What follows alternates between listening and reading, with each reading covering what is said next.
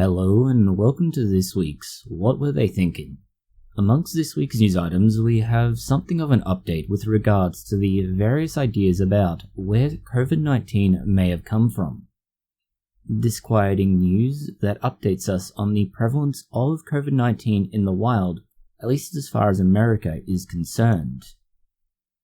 A somewhat inspiring update on an Indiana man and how he's begun trying to do research into this in a way that really is a good example of citizen science. The effect that various publications have had on how literature into environmental and plant-based research is biased in certain ways. A blood donor was turned away for the most asinine of reasons imaginable.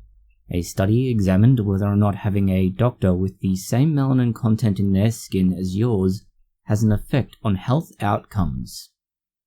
There have been a series of high-profile, or at least highly ranked individuals within research institutions finding themselves in controversy or forced to resign.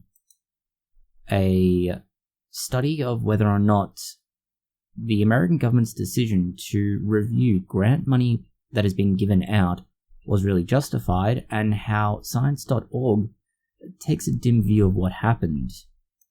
ChatGPT has many different problems this week. Some are more interesting than others, let's say. Further censoring of publications that are decades, if not more, old. Several cases of individuals taking on themselves the opposite sex in order to compete against others. Further evidence that America will go to any lengths to avoid use of the metric system. And finally, a rare astronomical event. The timestamps for these and other news items can be found in the description box below. We'll start with the Senate inquiry into COVID-19 origins. Now, we need to preface this with a very important caveat. This is not the whole Senate committee's investigation into the outbreak, nor is it a release of other information. Instead, it is the Senate committee chair's investigation into it. And so, although extensive at over 300 pages, it is, indeed, at least something more than we've been given to date. After all, the intelligence information on the lab leak theory has not been released to the public yet, and there have been several other, let's say, hindrances to finding out what's actually happened. So, this needs to be taken as a possibility, but by no means definitive, kind of evidence. There are two versions of this report available. The full report, which has just been issued and is 300 and some pages, and the abbreviated version that was more easily digested, released last year. Since this report in full was released after the senator left office, it's technically not a government publication, but it's been released since, well, it was completed, and, well, the information as far as the members of the board are concerned wanted to get it out there so that they could indeed put forward an idea. The challenges with this is that because it didn't go through the usual vetting processes for this sort of publication, there may be concerns about it. More so than usual, at least. Walking straight into one of YouTube's landmines, we'll state the report does confirm the plausibility of a research-related containment issue which led to the release of the virus. This doesn't necessarily mean that was the case, and this is for two reasons. First, all the evidence that supports that is circumstantial, and that's a big problem. The second is that some of the international effort to try and substantiate or deny this has been hampered for political reasons amongst others. The other issue is that although it doesn't support the other theories, such as the Wuhan wet market, it also doesn't provide evidence that they're not the case, only rationale as to why those theories may be weaker or as weak as this theory is. The big one being the lack of an intermediary host at present, although we do understand that the virus does to some extent require an intermediary host. The big red flags for this report, so to say, are that it claims there haven't been any naturally occurring viruses with the same composition of this coronavirus. And as anybody would be aware from the last few years, these viruses mutate fairly rapidly. but we have found viruses with the same mutations in different places from the primary location where this would have come from. So we do know that there are other strains out there that aren't necessarily COVID-19 that do have some of these mutations. It's the collective mutations that we have yet to observe. And the next big red flag is that Chinese researchers had begun work on a COVID-19 vaccine in November 2019, but that's not strictly true. COVID-19 research can be traced back to the early 2000s and SARS, and arguably even earlier again. This is because, well, most countries recognized after the outbreak of SARS, we don't want a repeat of this and we need to find a way to address it before it gets to that point. Unfortunately, different viruses, different issues with vaccines, it still took us a long time, but that existing background is why we don't have to worry about that as much, and why the vaccine could be streamlined the way it was. Going from what is at least a somewhat rational evaluation of risks and benefits and the possible reasons that COVID-19 occurred, to what is just a dumb conspiracy theory. Florida ran a test recently, and it used a warning signal. This warning signal was an emergency alert, and it was only intended to test that the system does indeed work. Admittedly, various people in certain states in America received a ridiculously early wake-up call from it, but that's the worst that could be said. As with all things like this, however, there are some who believe that it's more than that. They were claiming that it was the activation signal for a pathogen in the COVID-19 vaccines. These are the same idiots who think that somehow or other the vaccines inject an egg into your body which turns into a parasite which can then turn into something else again, not quite understanding that all of these things are all infinitely larger than the bore of the needles used for vaccines, so it is not possible for that to be happening.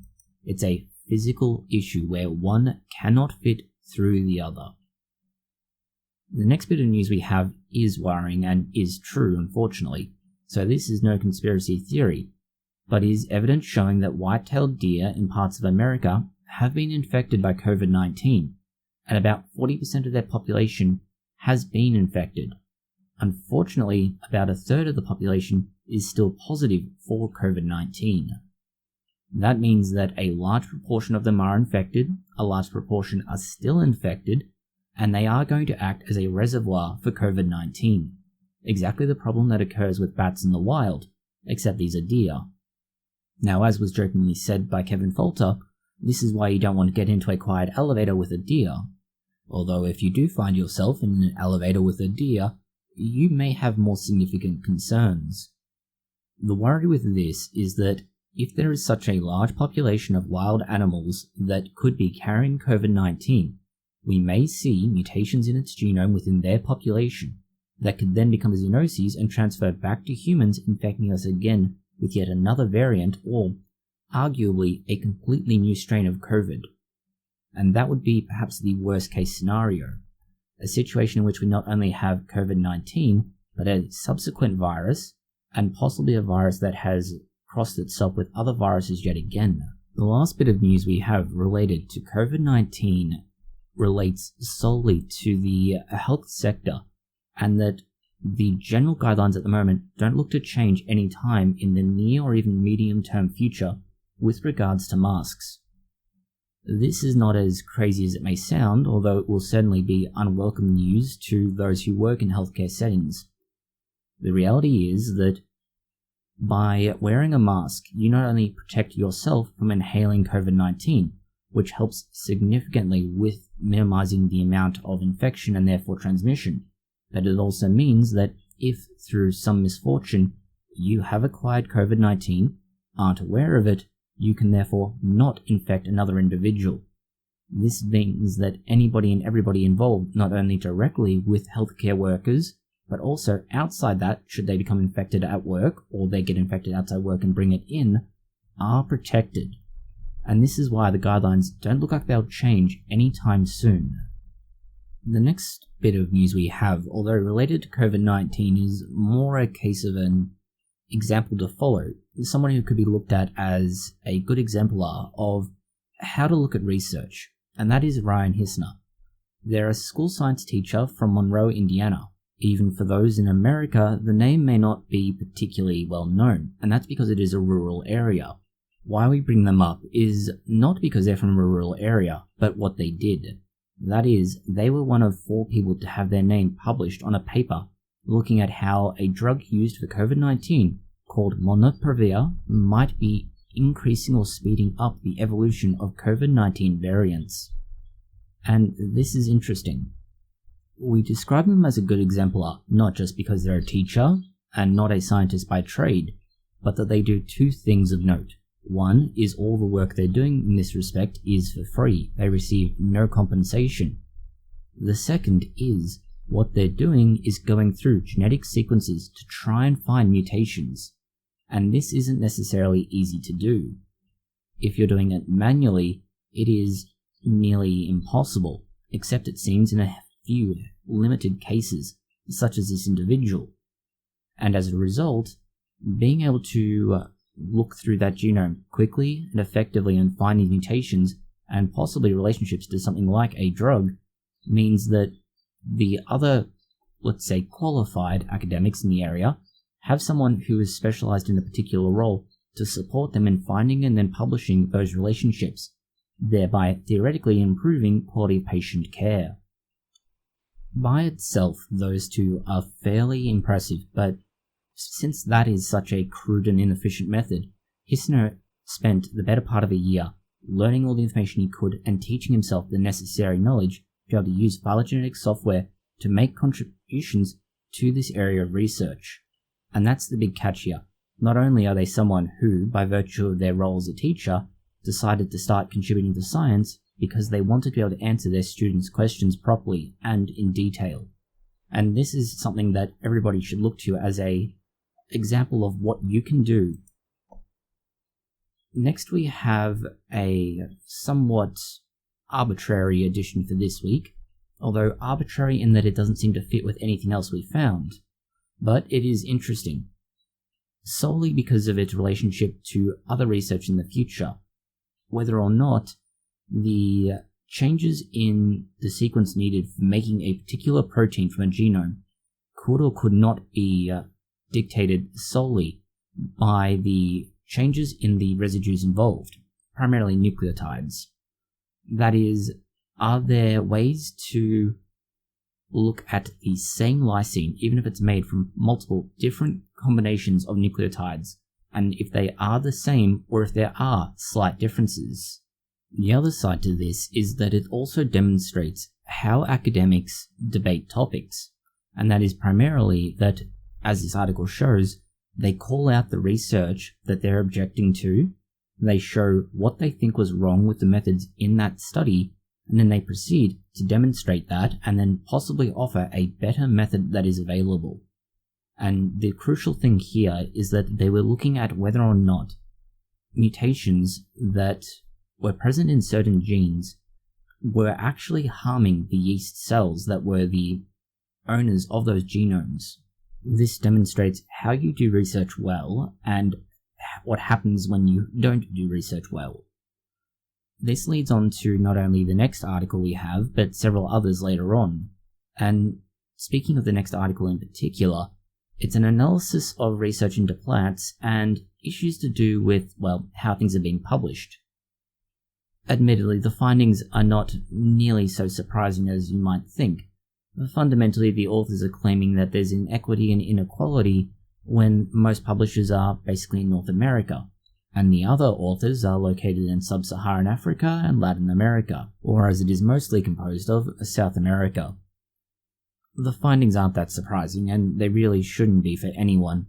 The simple reality is that, although most money and most research is conducted in North America, for example, that's simply because there are more grants, more money, and arguably more qualified individuals to do said research. The journals do offer subsidized or reduced rates for people publishing from some countries, generally speaking those that are developing or underdeveloped, and this means that they don't pay as much. These points, however, do not address the root cause of this.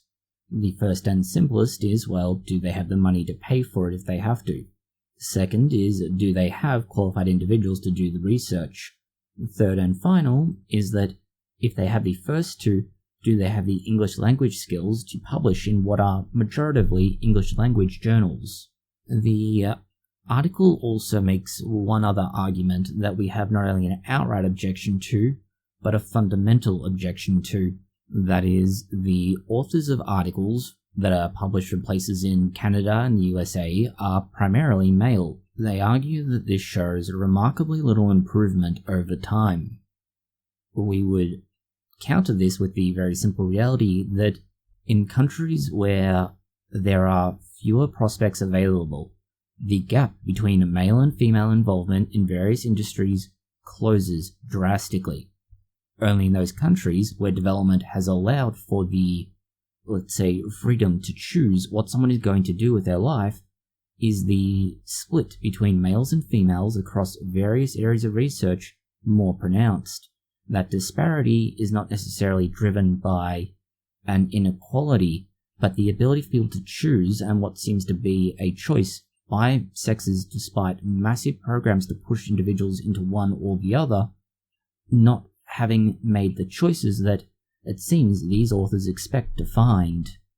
The ultimate irony of this paper is that all of the researchers seem to be affiliated with North American universities from the looks of it. The three universities we see represented are the Michigan State University, the Laboratory of Agronomic Sciences, Universidad Nacional Autónoma de Mexico, the Department of Molecular and Cell Biology, University of Cape Town, and that's it.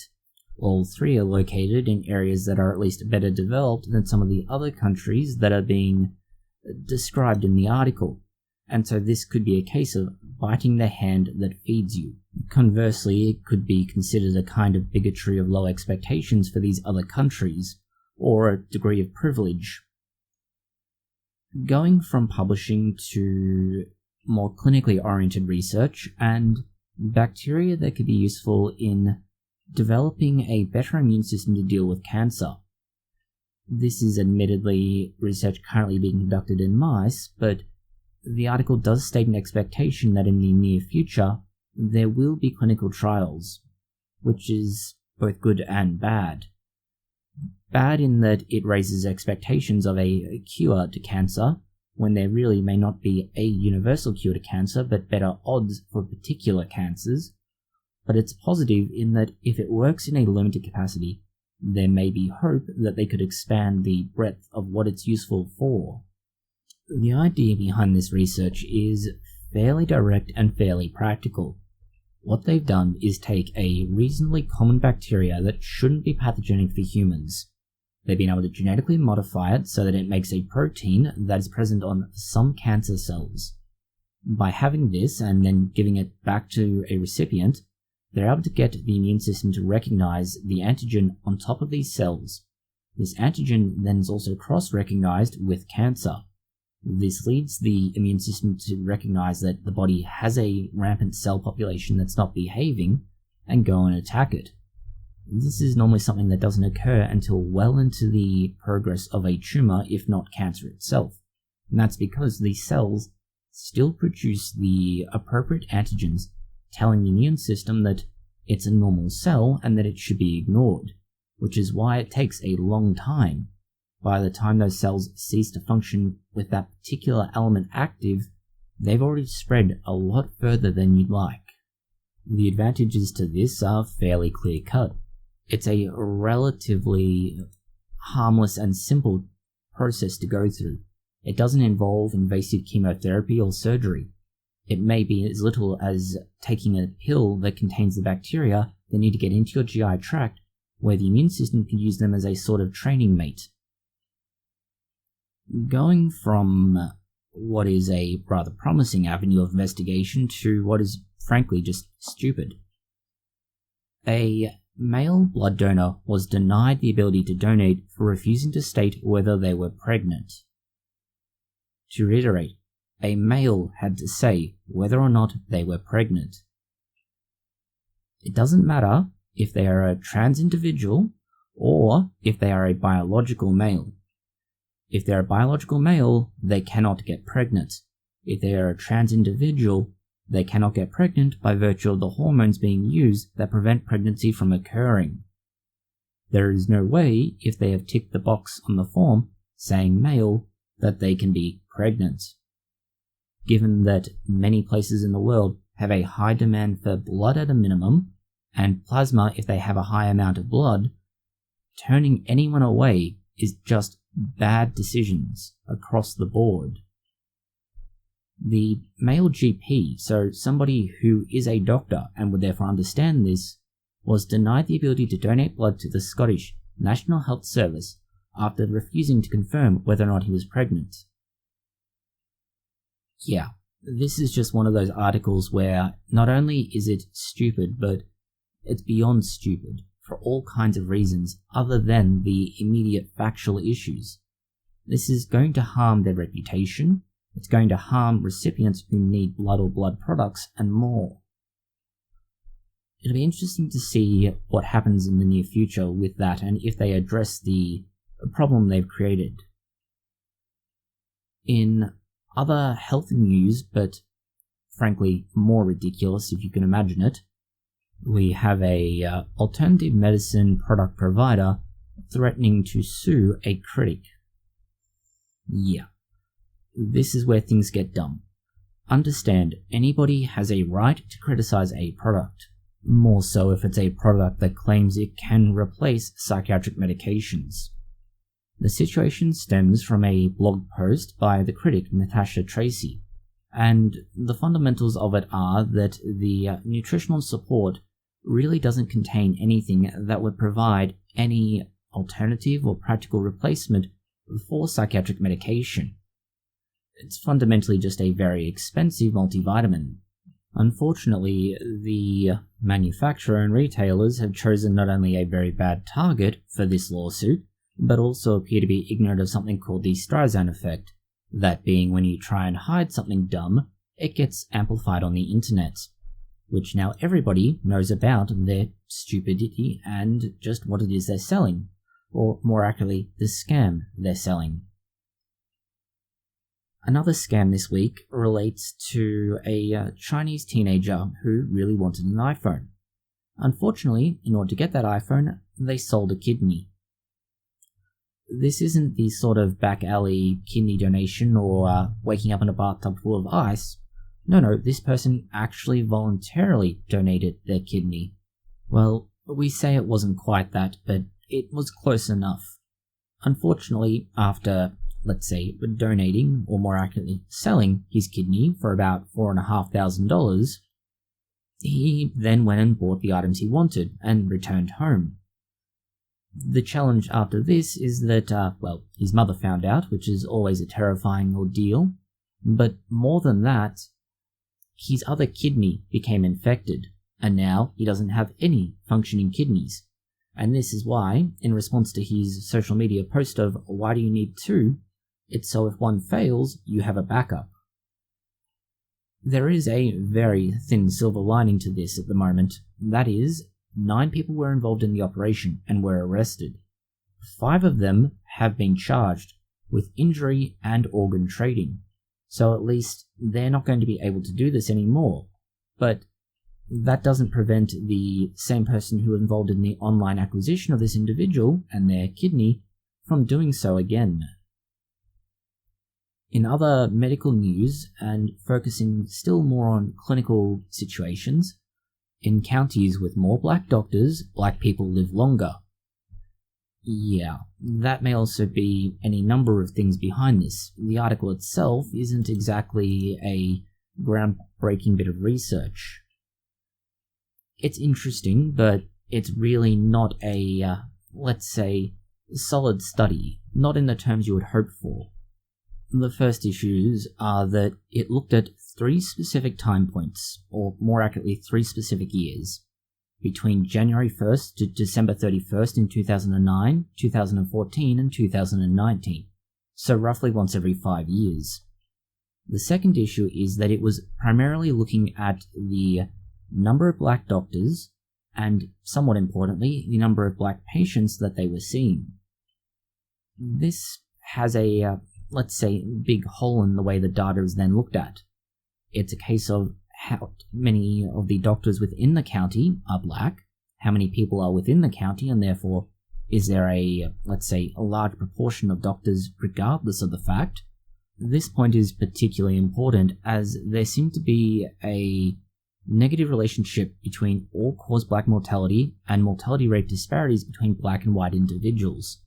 That indicates that this is not necessarily a purely is there a black doctor available problem, but prospectively, is there something about having a doctor available full stop? That point can't be driven home more clearly than the fact that having a black doctor in a county, even if they don't see black patients, seem to have an effect on health. And that would indicate that it's not the doctor themselves, but some other variable that may or may not be associated with them that is responsible. It's the whole correlation does not equal causation argument.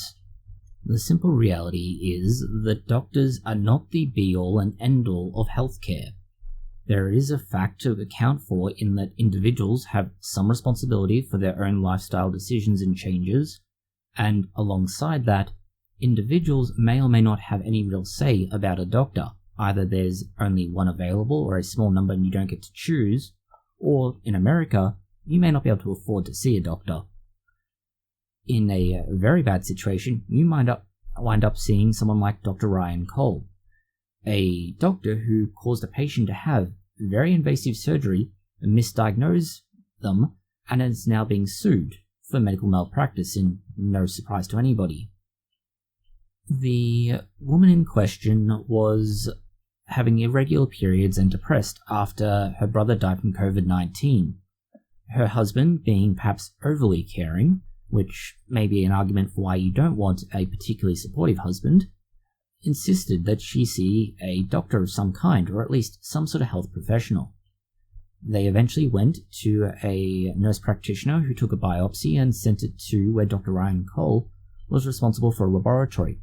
The laboratory diagnosed them with a very rare and aggressive form of endometrial cancer. And this is not a diagnosis you want at the best of times when you're able to deal with it, let alone when you're feeling down, you're having irregular periods, and you're dealing with the loss of a relative. Even worse yet, when it's a misdiagnosis, leading to the removal of all of the woman's reproductive organs and abdominal tissue surrounding it. This misdiagnosis effectively led to not only their sterilization, but removal of all reproductive organs. Yeah, that's how big of a screw-up this was. You may be wondering, how did anybody find out that it wasn't the right diagnosis? And it's actually down to how most cancers are, let's say, treated, especially surgical treatment. The general idea is that you remove what you believe to be the area of the tumor, in this case, the entirety of the reproductive system. That's then sent to a pathologist who takes a thin slice, mounts it on a slide, and then looks for irregular cells. When the pathologist received this organ, looked at the cell samples, they found that none of them were irregular, and that there definitely wasn't any cancer there. This raised big red flags for them, so they made the obvious inquiry and sent a message to the laboratory that did the original testing and asked for their sample, so they could check that too. And as you would imagine by now, and rather obviously, there wasn't any cancer in that either. The issue with this is that the doctor who was responsible for it has made their name at the moment from two things. One being an anti-COVID idiot, but the other claiming that the vaccines have caused a massive 1,000 to 2,000% increase in uterine cancer. Falsely claiming that, but claiming that nonetheless. Their rationale is that somehow or other mRNA vaccines cause changes in your genome, something they literally cannot do, but that's what they claim, and that's their rationale for how this increase that nobody can show any evidence for has been happening. To be quite blunt, this will be a very quick and clean legal case. There's practically no defense that could ever possibly be mounted to it. At the same time, there is no way back for the woman in question. In other misconduct news, we have a Florida State University professor who's resigned, and this isn't really that surprising. People resign all the time, whether it's for a new job, retirement, or more. The reason they resign, though, appears to be in an effort to dodge academic misconduct issues about data that was faked, particularly data on the commonality of racism. Yeah, this is going to be a minefield for us as well. 6 of their papers so far have been retracted, which in such short order is not good. This is why the humanities suck. Please at least try and stick to the physical sciences. They have their own problems, definitely, but they're generally not as bad as what we're about to describe. The first paper that was flagged as a problem regarded whether or not increases in populations of Black and Hispanic people was associated with longer criminal sentences. That is, the more Black and Hispanic people who are present in an area, the more likely they are to get a long-term prison sentence. The data was altered. That's how they got to that conclusion. They just made up extra numbers to make it believable. Then there was the issues about where the data came from. There were meant to be nearly 1,200 respondents, but only 500 were actually recorded. Then there was the issue that they had collected data for 326 countries, but only 91 countries' data was used, therefore cherry-picking those that supported what they were trying to conclude. Yeah, this is a massive problem. We aren't going to say racism doesn't exist. Everybody has their own internal biases and they all carry some baggage of some kind. But when you have articles like this, where the racism is blown out of proportion literally by committing fraud, you really do undermine any efforts to have people get along in collegial, civilized, and decent manner. It's really hard to justify any claims of X, Y, or Z is racist when the sources you're citing are making up information. Sadly, it's not the only example of academic misconduct this week. We also have Yale under the hammer. A former Yale professor also faked their data, where the Florida State University academic at least misled people with 6 publications so far, and theoretically more again once they're discovered. This individual did a lot worse. There were 4 published papers, 2 presentations, 3 National Institute of Health grants, and a few other issues that came along with that. Now, some of these are less egregious actions, some are more, depending on how you want to look at them, but they're all bad. A really frustrating thing for most academics is not so much that he misled the government, but that he got the grants from the NIH. Grants worth more than $1.2 million. That's $1.2 million or more again, that could have gone to actual research or across multiple labs to fund research for them, especially early beginning researchers who don't have the resources needed for that kind of thing. Yeah. The replication crisis is part of this, and although we won't go through the full article, the replication network does have a good example of just why we do need to be able to replicate some studies, or at least find ways to test them and then publish those test results. And this is arguably a fundamental tenet of science, the ability to self-correct. When you have somebody who's able to go through and follow a method, but unable to reproduce the same results, you find that, yes, the publications will bear this out. That is, somebody will show, I have done X, Y, Z, and I am not getting the results that I should be. And then somebody else will try the same thing, and then suddenly there'll be inquiries as to why is the method not working for us, but it did for this other person who authored the original paper, and then the dominoes start falling. We'll leave you to read through the rest of the article if you're so inclined, but they do go through a great deal of information and content, so it may take you a while. In other integrity-related news, we have a researcher who defrauded UK government for over £1 million, and this is no small feat. Understand, that's £1 million that they've paid back out of 2.1 million that they received. The only reason they paid back that 1 million is that they were told, if you didn't do so, we'd be adding another 7 years to your sentence. They were sentenced in 2018 after pleading guilty to 13 charges related to fraudulent claims, all related to the Department of Energy and Climate Change Innovation, and it's all about research on green energy. Basically, how can you get more money for them based on the fact that the UK is either torrentially covered in rain or steam from kettles boiling.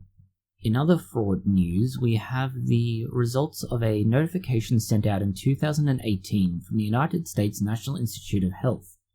This is one of the major funding bodies in America, and in fact, funding from here gets distributed globally. In 2018, about 100 institutes were asked to investigate allegations that some of the NIH policies had been violated, and this was to make sure that the money provided was spent appropriately.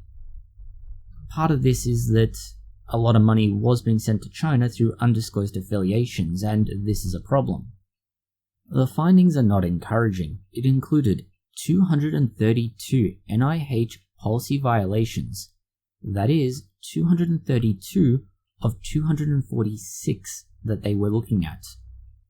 There were 76 grant recipients who were not removed from these grants despite having committed that violation. 179 were not banned from applying again for grants despite the violation.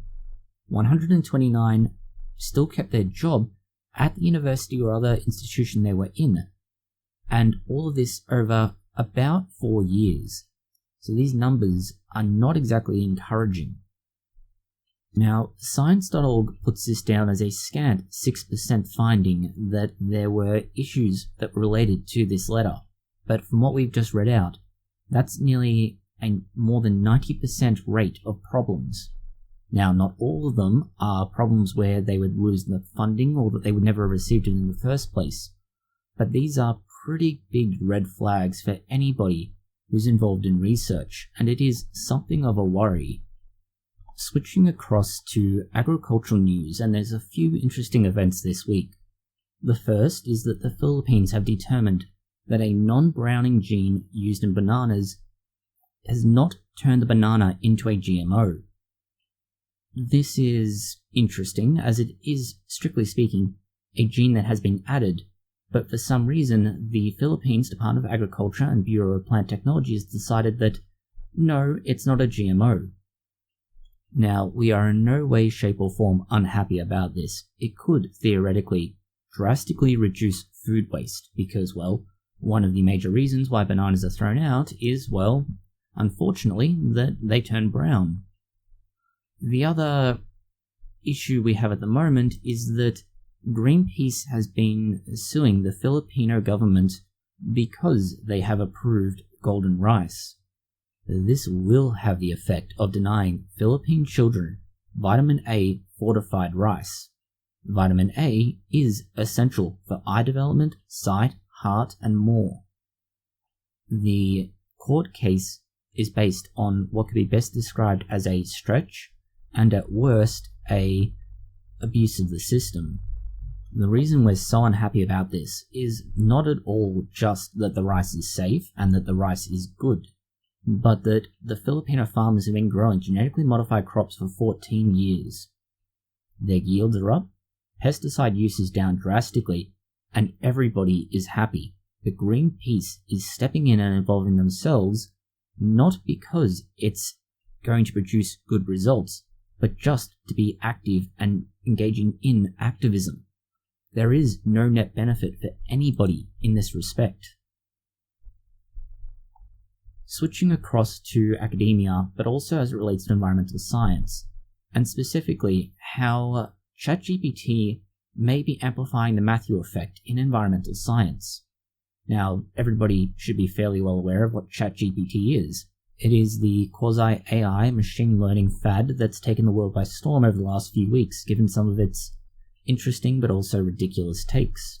When ChatGPT is asked to create a well-cited summary of various fields, it relied on both older publications but also those that had a much higher citation rate, and this is pretty much what the Matthew effect is. That is, those articles that are already highly cited will be even more highly cited going forwards. And unfortunately, there's not much to be done about that. The ChatGPT system has its flaws, and this is one of them at present. The next is about what happens to copyright when you look at AI-generated content. Remembering that ChatGPT relies on existing work to build new work. It borrows heavily or is inspired by existing things. It can then be more iterative on them, or even on its own work to some extent. And this is where the copyright question comes in. There's no person per se responsible for its creation. It is generated through a procedural system. It would be like claiming ownership of a randomly generated series of numbers in some respect. Now, the conversation does have an interesting article on this, and it addresses some of the issues around it. The first is simply, what can ChatGPT and other AI-type programs use? And for the most part, they really only have access to text and data. They're not really supposed to be drawing on things like visual cues. But once you do have that, then it's kind of hard to close the door on other ideas. So this is going to be a somewhat slippery slope until law catches up with what's happening. But that tells you what they can use, but not so much about who owns what. And this is the next and perhaps the most difficult question to answer. And the idea is, copyright and other intellectual property is protected for a human or a business owning it, as they're treated as a person in the eyes of the law. That means that you wind up with only two options now. Either the company that owns the AI, like ChatGPT, would be responsible for whatever is made, or, as ChatGPT does, it passes that ownership on to whoever's using the program, and they then take responsibility, whether good or bad, for its existence. And this is something you can read in the terms and conditions. Further to changing times, Jeeves and Wooster stories have been censored. Yet another book that's being censored. And unfortunately, they're also adding trigger warnings because of outdated language. Yeah, unfortunately, this is yet another stupid thing that's happening in the world. Old books exist as they are. It's unlikely we're going to see the Bible being censored anytime soon, so why they would go through and censor other fiction is beyond us. But this is yet another thing this week that's just ridiculous. Proceeding to even more controversial news, we have a article from the Liberty Center, and they're supporting a lawsuit, a medical malpractice lawsuit, against health service providers who allowed her to transition at the ages of 11. Unfortunately, this is not exactly what should have happened. It would appear that it wasn't that they were trans, rather they just had a series of rather unfortunate mental health issues, and that the solution the doctors reached to was that they would turn her into him. The lawsuit is based on a fairly simple premise, that is, that the doctors had stated that she would be at increased risk of suicide if they didn't do this. And unfortunately, that doesn't appear to be the case, and the argument is this was a false statement, and therefore there were issues around things like consent, informed consent particularly, the appropriateness of the treatment, medically advisable treatment, unnecessary treatment, and more. Next article we have for you builds on this considerably, but it specifically looks at the effects of transitioning, and notably the argument that individuals can, for lack of a better phrase, revert back to the gender they were before beginning hormone therapy. And even if they don't, that things like sperm deposits and then freezing them for later, or the same thing with eggs or ovum. Unfortunately, this may not be true based on this research. It's found that even if they take the preemptive action of storing these necessary cells for reproduction later on in life, that the cells that are deposited for this purpose aren't at the same, for lack of a better word, quality as those who have gone through a normal or natural pubescent cycle or process. And this is a concern. It is something that pokes a rather large hole into the middle of arguments around the fact that it causes no harm, unfortunately. And although harm may be a slight exaggeration, it is still something that has happened. In further news related to this, although thankfully both more ridiculous and humorous compared to the last two articles, a Kenyan man put on a burqa in order to be able to compete in a women's chess tournament. The 25-year-old man decided to disguise himself with a relatively straightforward costume, and one that's socially acceptable, that is to put on a burqa, which hid him from head to toe, and then wore glasses. The reason he did this was that he was confident that he would be able to win at least enough to be able to help with his financial circumstances. Of course, we wouldn't be talking about this if he wasn't discovered, and somewhat humorously, he was discovered because the shoes he was wearing, they were too masculine and not feminine enough. The fact he also didn't speak did not help, but that was perhaps the bigger red flag according to part of this. The prize was $3,000, but that obviously wasn't given to him, and he may be banned for several years going forwards. In the same line of rationale, New Zealand has a man entering a women's powerlifting competition, and doing quite well. It is worth noting that when completing the application, they did describe themselves as, "I identify as a woman for this contest," because they are very clearly not a female. Yeah, this wasn't a fair contest from the beginning regardless. The man in question has held multiple titles including New Zealand's Strongest Man, so he always had pretty much zero chance of losing. He's also 52 and has been weightlifting for more than 40 years. Now, we're not going to judge him overly harshly, except for his rationale, and that is, it is important to me that both transgender athletes and biological women both have the ability to compete in sports. That does sound like a self-serving statement until you read further, in which he says, however, regardless of hormone treatment, such as giving a biological male estrogen, the hormone primarily responsible for female characteristics, it does not totally negate all the years that a male has had with higher testosterone levels, resulting in greater bone density, tendon and muscle strength. As such, biological women are at a significant disadvantage. And he's entirely correct to say this. That is an accurate description, and this may be a publicity stunt, or it may be a somewhat legitimate but insane act. In somewhat more positive news, ex-SpaceX engineers are looking to build portable nuclear reactors that are at least somewhat cheap, which, to be quite honest, is not an encouraging idea.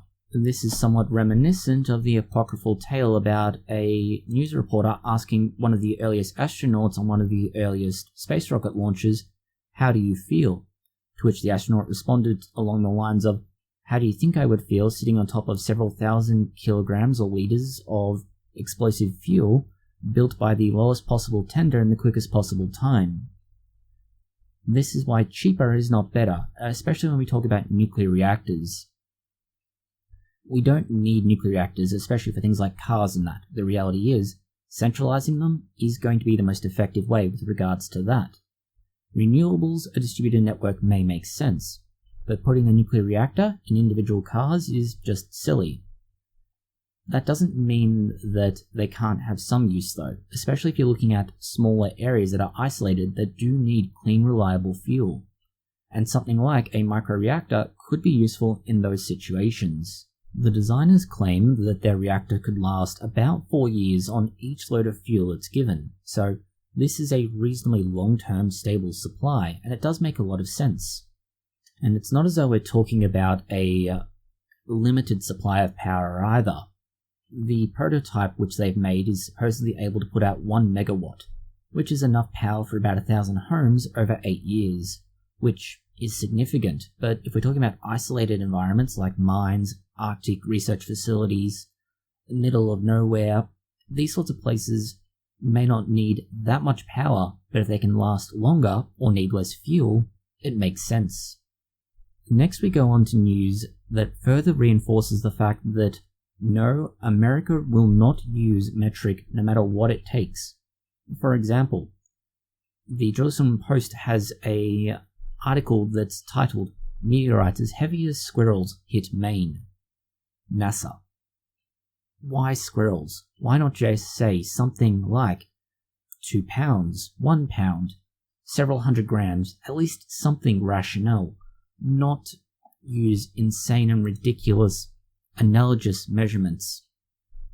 The final news item we have for you this week is about a rare event that's going to occur in the skies over the next week or so. Sometime around Thursday 20th of April, you should see the complete occlusion of the sun by the moon. Unfortunately, it seems that most of Australia may not have been able to see this with weather not allowing it. This is unfortunate, but there are parts that have been able to get videos of it, and we will provide links to that below, primarily from NASA. It is worth noting that no, we did not experience some sort of apocalypse or summoning of a demonic being, which is disappointing. We would hope when we see this sort of event that there would be a doomsday type event. Plagues of frogs, locusts, preferably not another plague. But it is what it is. That's all the news we have for you this week. Thank you for watching. If you found it interesting, consider liking, sharing, and subscribing. Please post any comments, questions, or suggestions you have below